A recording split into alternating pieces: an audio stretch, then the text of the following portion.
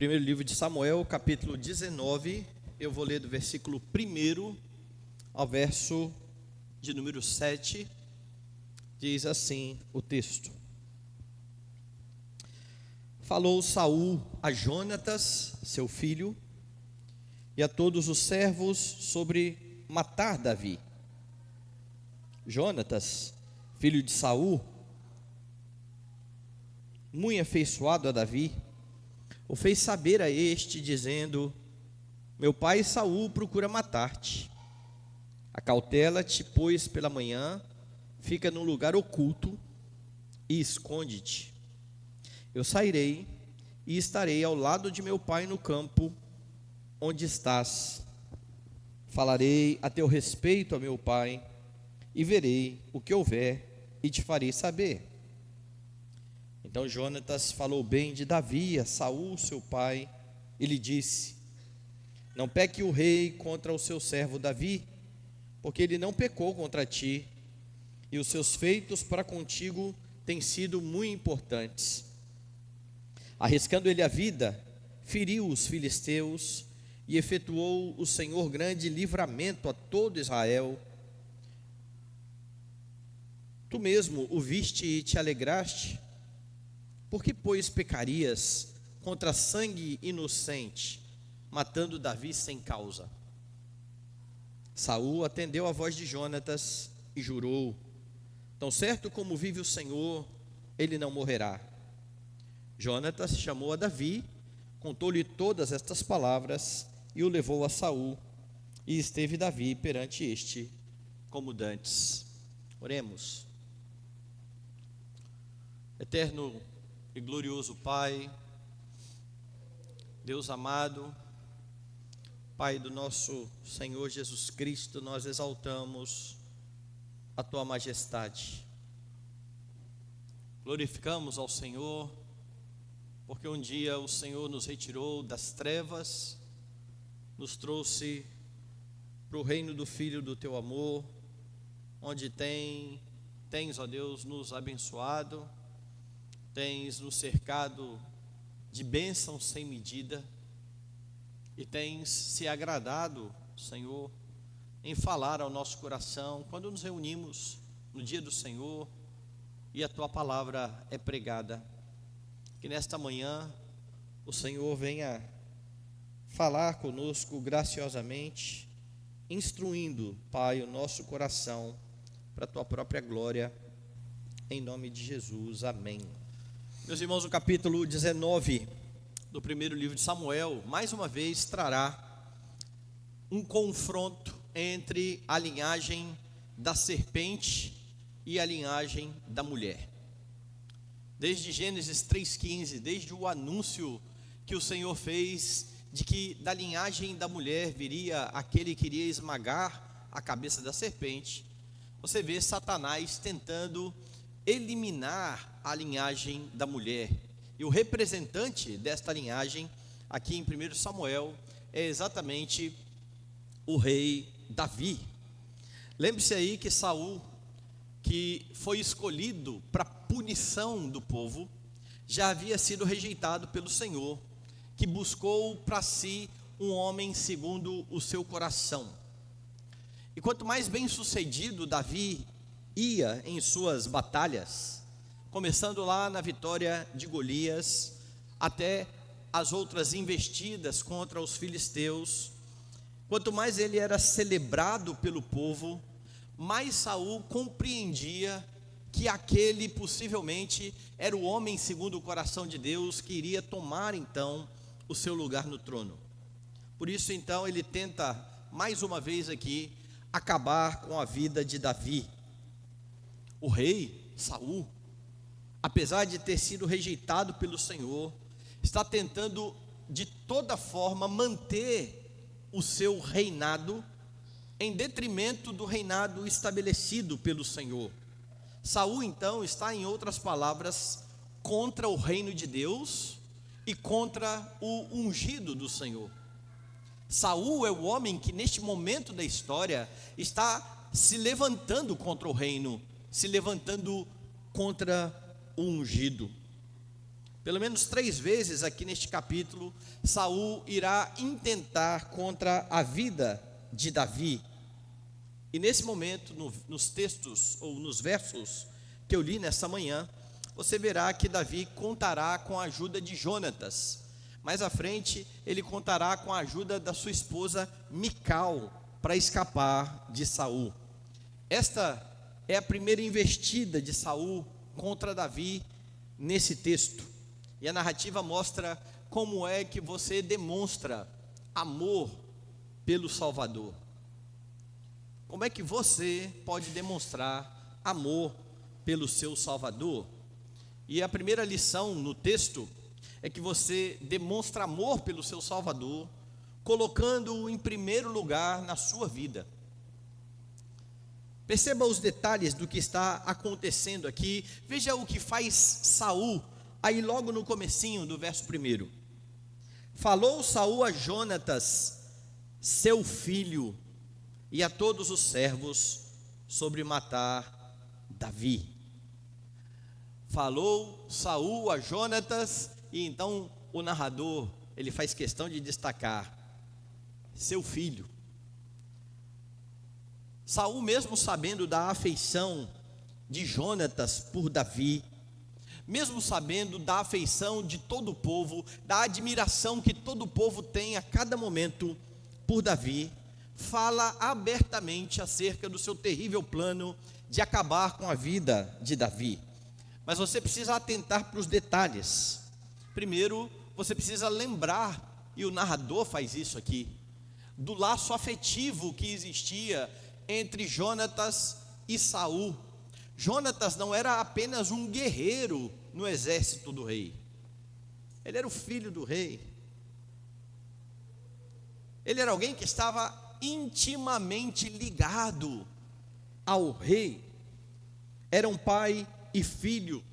Mas não somente isso, sendo Jonatas o filho do rei, ele é o herdeiro natural do trono de Israel.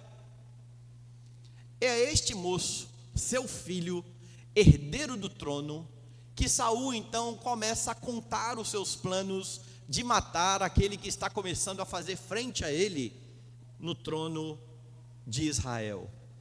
Ao que parece então, há na fala de Saul um forte apelo tanto à questão familiar, atrelado ao fato de que, morrendo Davi, não só o trono de Saul estaria garantido, mas também a permanência do seu descendente à frente de Israel. Eu gosto muito do que Matthew Henry fala, comentando esse texto. Ele diz assim: talvez Saul achasse que, pelo fato de ser herdeiro do trono, Jonatas deveria sentir tanta inveja de Davi como Saul sentia. E a percepção de Matthew Henry é bastante perspicaz, porque se você olhar à sua volta, talvez se você olhar para a sua própria vida, você verá que é assim que muitas vezes se julga o próximo. Julga-se o outro a partir daquilo que você faria, a partir daquilo que está no seu coração, a partir dos seus próprios pecados. Muitos acham que, por eles serem inclinados a algum tipo de tentação, todos vão ter o mesmo problema, todos padecerão da mesma forma. É interessante, eu já falei isso aqui algumas vezes, né, das linhas de terapia como sendo autorreferentes. Se você pegar, por exemplo, Freud tinha um problema com a sua mãe, ele era apaixonado pela sua mãe, logo, todo mundo é apaixonado pela mãe, ele julga todas as pessoas a partir da definição dele. E muitas das filosofias que tentam explicar o mundo a partir de si mesmos. Bom, se eu padeço disso, se eu sofro com determinada coisa, isso deve ser comum. Todo mundo deve passar por isso. E então se faz um juízo equivocado acerca do próximo. E outros até falam mal do seu próximo, maledicência. Você vê alguém, por exemplo, prosperando na vida, e fala assim: só pode ter algo errado aí. Fulano deve ter feito alguma coisa errada para prosperar tanto assim. E por vezes, quem faz esse tipo de comentário, se estivesse naquele local, naquele lugar, naquela posição, e tivesse condição de fazer alguma coisa errada para prosperar, faria. E é por isso que ele julga tão fácil o outro. E é isso que parece que Saul está fazendo aqui. Ele morre de inveja de Davi. Ele agora olha para o seu filho e fala: meu filho deve ter inveja também. Eu vou perder o trono, eu estou preocupado com isso. O meu filho também deve estar preocupado com isso. E então ele vê uma grande oportunidade de ter agora um aliado para este plano terrível de matar a Davi.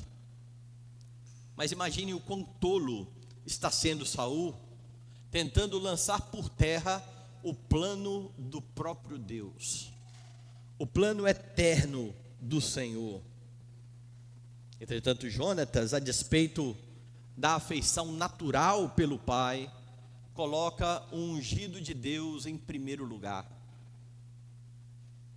Ele não pensa em si, ele não pensa no seu pai, ele não pensa se o seu pai ficará decepcionado com ele ajudando a Davi. Ele simplesmente coloca Davi em primazia, porque ele ama a Davi.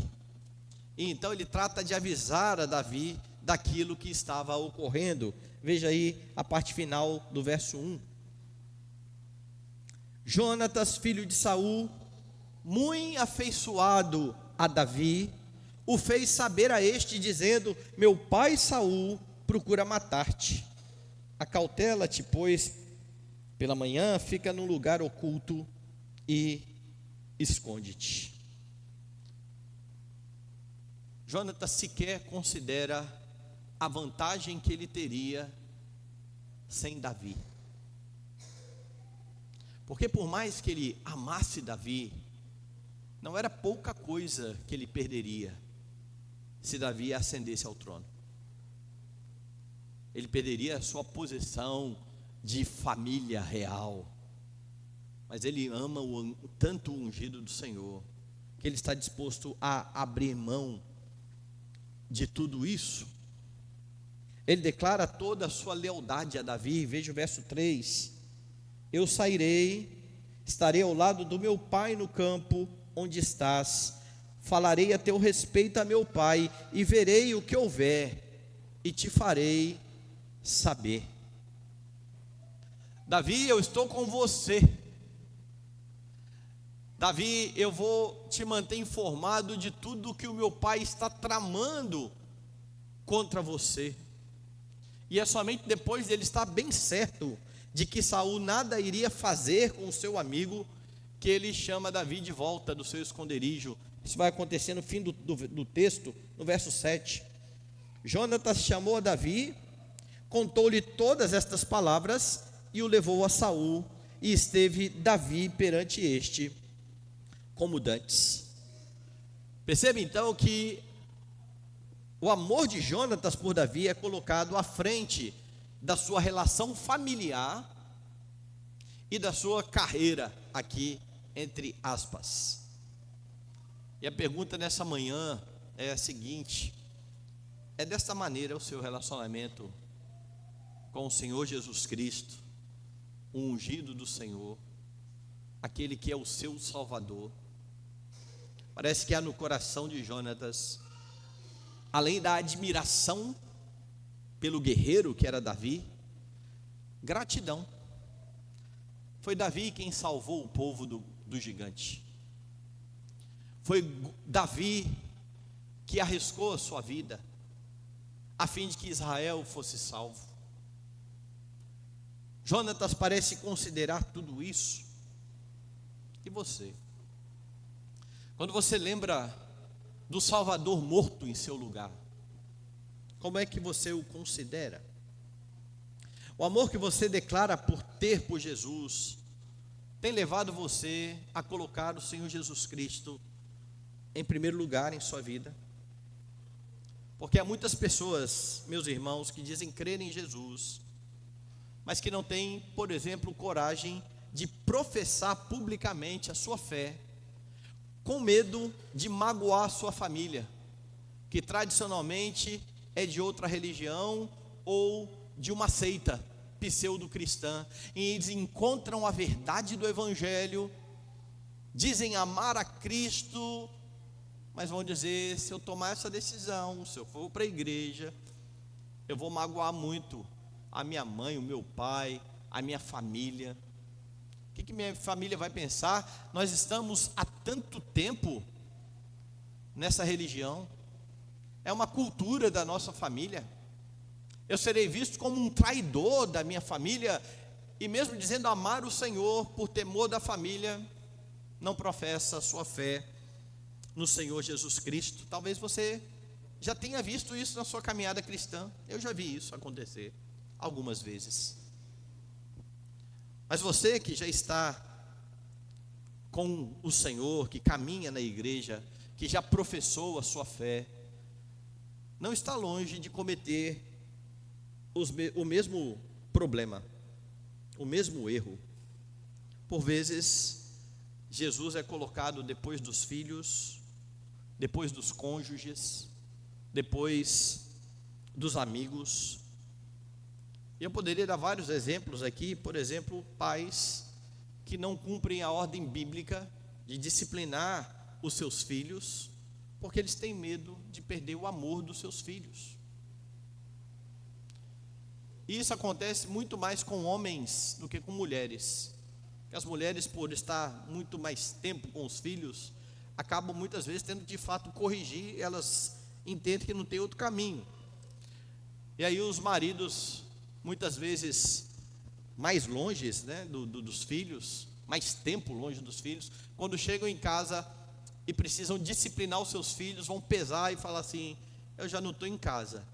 Se a hora que eu estiver em casa eu tiver que disciplinar meu filho, esse menino não vai gostar de mim, ele não vai me amar. Mas o Senhor deu ao pai essa responsabilidade. E quando você, por amor ao seu filho, por temor de perder a afeição do seu filho, não cumpre o que o Senhor Deus ordena, você está dizendo que o seu filho é mais importante do que Cristo. Você pode falar o que você quiser, mas essa é a realidade. Mas isso não acontece somente nesse nível. Cônjuges pecam para satisfazer os seus parceiros, com medo de ser abandonados muitas vezes. Meus irmãos, no início do meu ministério, eu aconselhei um casal onde a esposa se submetia a ir a uma praia de nudismo, sabendo que era pecado, porque o marido a obrigava. E eu falava: você não pode fazer isso, você precisa denunciar o seu marido. Ela falava assim: eu amo o meu marido, e se eu não fizer o que ele está mandando, ele vai me abandonar. Então ela se sujeitava a fazer algo que ela sabia que era pecado, com medo de perder o seu marido. Isso é colocar o marido muito acima do Salvador. Mas isso acontece não somente numa situação tão drástica como essa, mas em pequenos assuntos, em pequenos momentos, onde o cônjuge olha para o outro e, para não desagradar o outro, deixa de fazer aquilo que Deus ordena. Cuidado para não colocar aquele que está ao seu lado acima do Senhor Jesus Cristo.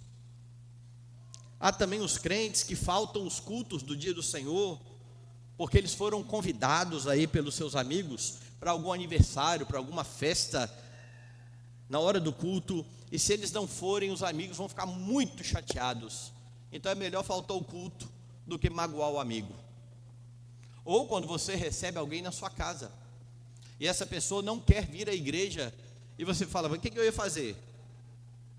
A pessoa não vai à igreja, com toda a educação, diga que você vai cumprir algo muito mais importante.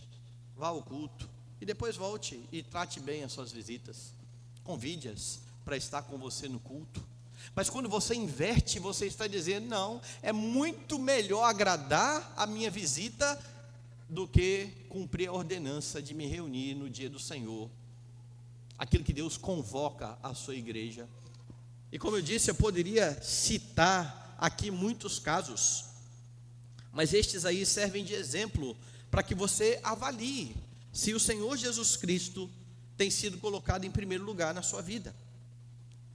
Porque quando você peca para realizar os anseios do seu coração, você está de fato colocando a si mesmo à frente de Cristo. E se você tem vivido assim, na prática do pecado, você precisa avaliar a sua fé em Jesus Cristo. O Salvador precisa ter a primazia da sua vida. Foi Ele que te arrancou das trevas e trouxe você para a luz. Foi Ele que te livrou do inferno. Ele precisa ser honrado e adorado. Você coloca o Senhor Jesus à frente da sua carreira? Você está disposto a abrir mão de salários maiores por amor ao Senhor Jesus Cristo? De lucro maior por amor a Jesus Cristo? Quando você é ordenado pelo seu chefe a fazer algo pecaminoso, você tem coragem de negar, mesmo sob o risco de ser mandado embora? Você está disposto a lucrar menos para vender por um preço justo? Você mostra o seu amor por Cristo, colocando o Senhor em primeiro lugar, tanto diante das pessoas, quanto diante da sua carreira. Cristo precisa ter primazia. É isso que você tem aqui com Jonatas. Jonatas é filho de Saul, mas Saul não é mais importante do que o ungido do Senhor. Jonatas é o herdeiro do trono, mas nem o trono é mais importante que o ungido do Senhor. É assim que ele demonstra o seu amor por Davi. Mas para que você demonstre amor pelo seu Salvador, você precisa também testemunhar acerca dos seus feitos. Jonatas agora, por amor a Davi, começa a falar bem dele para o seu pai. Dê uma olhada no verso 4. Então Jonatas falou bem de Davi a Saul, seu pai, e lhe disse: não peque o rei contra o seu servo Davi, porque ele não pecou contra ti, e os seus feitos para contigo têm sido muito importantes. Imagine aqui que Jonatas está se arriscando, repreendendo o pecado do seu pai. Para você entender o risco que Jonatas está correndo aqui, lembre de uma história anterior. Saul não estava mais ouvindo a voz de Deus. Em vez de reconhecer a sua falta, em vez de reconhecer que Deus não falava mais a ele por consequência do seu pecado, Saul colocou a culpa nos outros e falou assim: olha, alguém do povo está pecando e é por isso que Deus não está nos respondendo. Então nós vamos tirar a sorte aqui, para ver quem é que está pecando. Então ele faz uma separação, ele separa o povo de um lado, do outro lado ele coloca ele, que ele entendia que não tinha pecado, e coloca o filho dele. É como se ele estivesse botando a mão no fogo pelo filho dele, quando ele separa o filho do povo, dizendo: meu filho não pecou, se eu não pequei, meu filho também não pecou. Coloca o povo para o outro lado. Bom, eles começam a tirar sortes. A sorte cai para o lado de Saul e Jonatas. O povo está livre. Tiram a sorte, recai sobre Jonatas. E Saul está disposto a matar o seu filho, em vez de reconhecer o seu pecado. Imagine o que ele poderia fazer agora que o seu filho o repreende pelo seu pecado. Um homem que é capaz de matar o filho para não reconhecer sua falta, é capaz de tirar a vida do filho, quando se vê agora afrontado pelo seu filho. Imagine o que então poderia acontecer aqui, quando Jonatas reprova a ação do seu pai. Mas além de colocar Davi à frente do pai e da sua herança ao reinado, Jonatas então está colocando Davi acima da própria vida. O seu amor é tão grande que ele não teme morrer a fim de proclamar o que fez o seu Salvador. Ele vai falar para o seu pai sobre a obra que Davi executou. Você está disposto a testemunhar de Cristo, ainda que custe a sua vida? Eu sei que nós vivemos num contexto em que isso dificilmente vai acontecer, mas essa é uma ordenança da Escritura.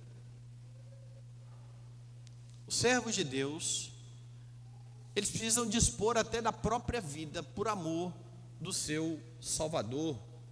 Mas infelizmente, no nosso contexto, há crentes que não querem nem perder o emprego por causa de Cristo, quanto mais a vida. Não querem perder a sua pretensa reputação por causa de Cristo. Eles na prática negam o seu Salvador, deixando de dar testemunho aos seus amigos com medo. O que os meus amigos do trabalho vão pensar de mim? O que os meus amigos da escola vão pensar de mim? Se eu me posicionar a favor de Cristo aqui, se eu me portar como um crente, se eu não for na onda, se eu não seguir a multidão, e por medo do que vão pensar, por vezes você irá negar o seu Salvador.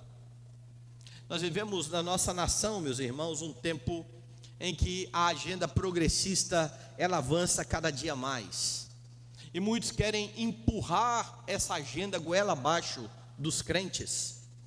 São dias em que você poderá verificar se está disposto a sofrer por amor do seu Redentor. Você tem coragem, por exemplo, de se posicionar publicamente contra a agenda LGBT? Na discussão lá no seu trabalho, todo mundo está falando do direito que tem que ter a comunidade LGBT minoritária em meio a uma multidão maior, impondo aí a sua agenda e o seu modo de viver. Então está todo mundo falando a favor disso, você é o único que vai levantar e falar assim: eu acho que está errado. É assim que você faz?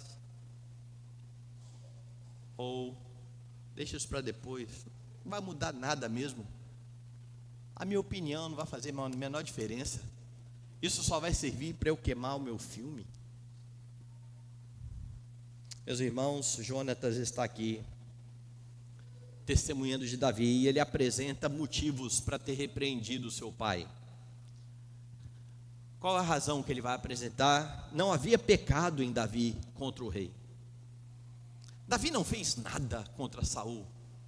E não só isso, o serviço de Davi estava sendo de grande ajuda para o reino. Ele testemunha acerca de tudo aquilo que Davi está fazendo para que o reino de Israel permaneça. Dê uma olhada no verso 5. Arriscando Davi a vida, feriu os filisteus, e efetuou o Senhor grande livramento a todo Israel. Tu mesmo viste e te alegraste? Porque, pois, pecarias contra sangue inocente, matando Davi sem causa? Jonatas está falando dos feitos de Davi. Você já esqueceu do que Davi fez? Você já esqueceu da salvação que Davi proporcionou a Israel? Como é que você vai tirar a vida de um homem assim? Você é chamado a testemunhar daquele para quem Davi apontava. Em sua obra, Jesus não arriscou somente a sua vida, como Davi. Davi arriscou a vida. Jesus deu a sua vida. Efetivamente morreu em seu lugar.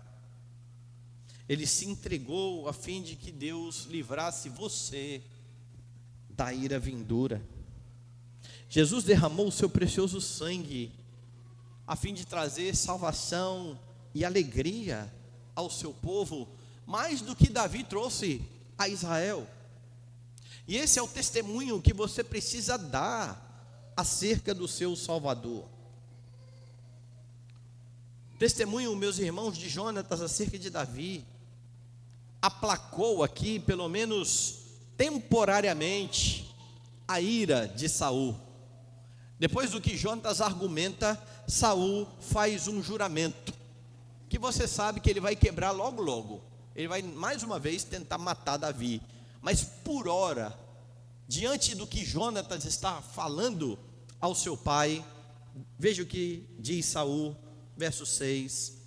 Saul atendeu a voz de Jonatas e jurou: tão certo como vive o Senhor, ele não morrerá. O testemunho de Jonatas, que arriscou a sua vida, que arriscou ser mal interpretado, que arriscou ser mal visto pelo seu pai, tem um resultado que não vai permanecer, porque Saul não foi regenerado, Saul não foi salvo, o seu coração não foi transformado. Por hora ele entendeu o argumento do filho, dizendo: está certo, ele está sendo um guerreiro importante aqui, ele está fazendo o meu reino avançar. Mas quando o ciúme lhe bater novamente, ele vai mais uma vez atentar contra a vida de Davi. Você testemunha do seu Senhor, a fim de tentar levar pessoas a compreender a obra de Cristo e se render diante dele. Então, quando você testemunha do Senhor, rogue para que o Senhor quebrante os corações, para que o seu testemunho acerca de Cristo produza arrependimento e mudança verdadeiros naqueles que estão ouvindo você falar. É isso que Jesus fala aos seus discípulos quando diz que as boas obras deles deveriam ser vistas dos homens, para que estes homens glorificassem ao Pai que está nos céus. Os pecadores sem esperança precisam ouvir acerca daquele que pode redimir a vida deles, e por vezes você fica morrendo de medo de perder a amizade de alguém por falar a verdade do Evangelho, porque você ama estar com essa pessoa, e se você falar do Evangelho, ela vai se afastar de você. O que você tem não é amor pela pessoa, é amor por você mesmo. Porque se você amasse aqueles que estão à sua volta, vocês iriam proclamar que eles caminham para o inferno. Eles precisam de um redentor, eles precisam de um salvador, e às vezes você está preocupado em perder essa amizade. Então eu não vou falar sobre Cristo não, cada um na sua religião, ele vai para o inferno, mas eu gosto tanto dele no nosso convívio aqui, então está tudo bom. É amor a você, não é amor ao Salvador, não é amor ao próximo. Falar sobre Cristo, testemunhar da sua obra, é um ato de amor, tanto pelo Salvador, quanto por aqueles que estão ao seu lado, que se ouvirem o Evangelho bendito e se arrependerem, irão desfrutar de vida eterna. Testemunho do Salvador. Peça ao Senhor que quebrante os corações que ouvirão a sua mensagem. Os seus pais não crentes precisam de Cristo. Os seus cônjuges não crentes precisam de Cristo. Os seus filhos não crentes precisam de Cristo. Os seus amigos não crentes precisam de Cristo. E você não pode deixar de anunciar a Cristo por medo de perdê-los, por medo que eles se afastem de você, achando que você é um bitolado. Eu costumo dizer que se alguns amigos se converterem no futuro, eles vão ficar muito bravos, dizendo assim: você estava do meu lado o tempo todo e não falou nada. Dia desses eu ouvi uma pessoa que falou comigo ao telefone, dizendo assim: eu tenho gostado muito de ouvir os trechos da sua mensagem. Eu falei: é mesmo? Desde que eu te conheci, adolescente, eu via que você era diferente. Eu falei, pois quando eu era adolescente eu nem crente era. E a pessoa nem sabia que eu não era crente. Ela era crente. Nunca testemunhou de Cristo para mim. Nunca. E agora fala que gosta muito de me ouvir e que já reparava que quando eu era adolescente ímpio, eu já era diferente. Que loucura. Isso é uma doideira. E eu fiquei pensativo depois acerca disso. Quantos estão ao nosso lado e não têm conhecimento de Cristo, sendo nós embaixadores do reino de Deus? Embaixadores fazem valer o anúncio sobre o seu país em pátria estranha. Você vai ali em São Paulo tirar o seu visto, e quando você entra na embaixada americana, você está em solo americano. Todo mundo sabe que aquilo ali não é mais Brasil, entre aspas, é solo americano. Eles fazem questão, as embaixadas, de ter o seu espaço, dizendo: aqui é o meu país. Tanta gente caminha ao lado de muitos crentes e não tem ideia que essas pessoas são crentes. Não tem ideia de quem é o Senhor das suas vidas. Isso mostra que Cristo não tem a primazia na vida. Há outros interesses, há outras prioridades. Você demonstra o seu amor por Cristo, testemunhando acerca do seu Salvador, a despeito de muitas vezes sofrer por causa disso. Sofrer no seu trabalho, sofrer a perda de um amigo querido que não quer mais falar com você, porque você o evangelizou. Você teve coragem de evangelizar ele. Não tenha medo. Cristo tem colocado você como testemunha, a fim de anunciar os seus feitos. A despeito da ira de Saul e do grande risco que correria, Jonatas foi usado pelo Senhor, a fim de livrar Davi mais uma vez das mãos do rei. Deus está aqui usando a vida de Jonatas para preservar o seu ungido. Esse é o ponto da história, porque é da linhagem de Davi que virá o grande redentor, o grande rei acima de todos os reis. Deus está usando a vida de Jonatas e o seu testemunho a fim de preservar o seu ungido, e é por causa dessa obra de Cristo, que vem de Davi, no seu coração, que você tem condições de demonstrar amor por ele, como Jonatas está demonstrando aqui por Davi.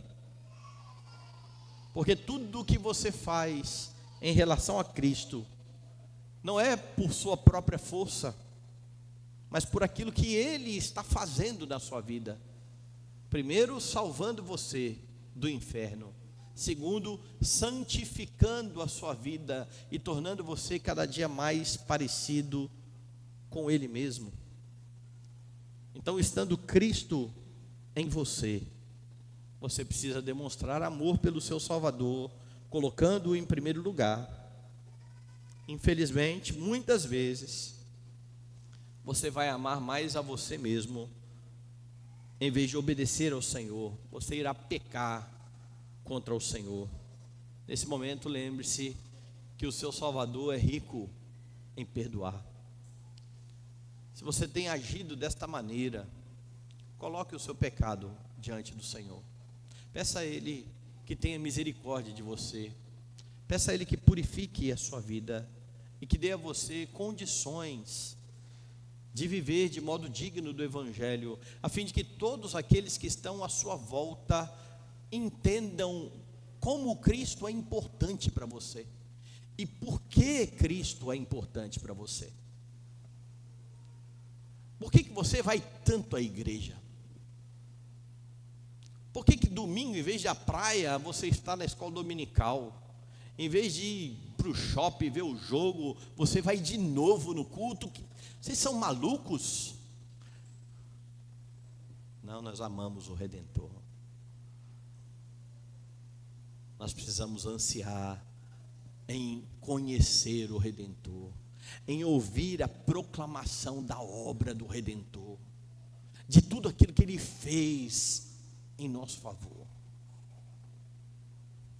Você já viu que muitas pessoas gostam de estar com pessoas que contam histórias que eles acham engraçadas ou importantes? E você já ouviu a mesma história 1000 vezes? E quando você está com a pessoa, tem alguém perto, você chega para a pessoa e fala assim: ô fulano, conta aquela história, porque você quer todo mundo rindo, igual você já riu daquela história.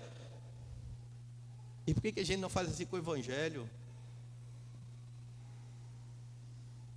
Essa é a melhor história, essa é a mais importante, é a história do Deus que se fez carne, para dar a sua vida na cruz, a fim de que você tenha vida eterna. E você não pode cessar de falar dessa bela história, demonstrando o seu amor ao Salvador, ao testemunhar dos seus feitos.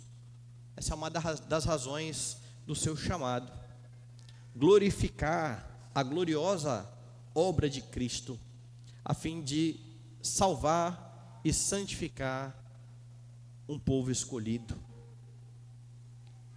que firmado no grande amor de Cristo por você, você demonstre amor por Ele, vivendo para a sua glória, testemunhando deles àqueles que estão à sua volta.